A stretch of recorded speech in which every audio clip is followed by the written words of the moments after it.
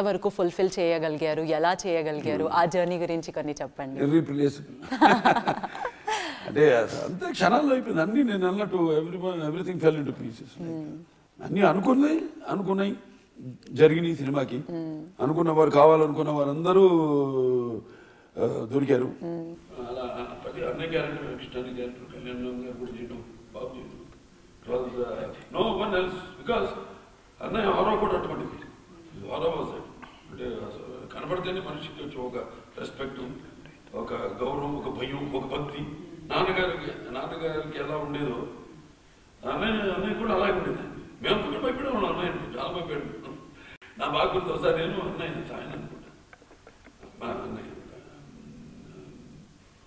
ఊరినప్పుడు తాతగారు అడిగాను, తమ్ముడు ఎక్కడ అని ఆయన అడిగాడు, అన్నయ్య ఎక్కడ నేను అడిగాను. పొలంలో ఉన్నాను అంటే సరే మేము ఇద్దరు కలిసి పొలం వైపు అడుగులు వేసుకుంటూ వెళ్ళాం. కరెక్ట్గా బయటకు వస్తాను, మంచి పంచి చేసుకుని తలపాగా కట్టుకుని కర్ర పట్టుకుని బయటకు వస్తాను.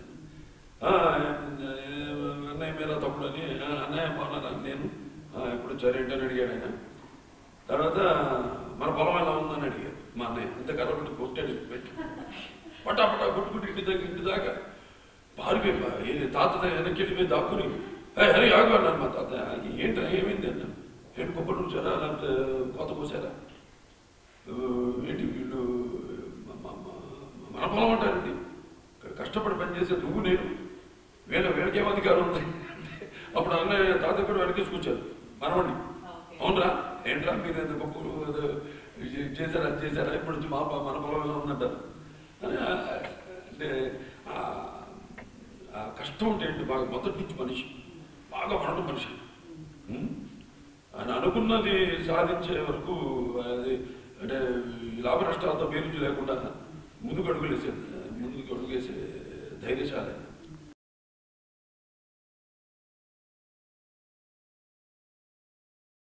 నాకు బాగా గుర్తు, మాకు ఇద్దరు కలిసి చేసి రామ్ రహీం, ఆయన రహీం నేను రామ్.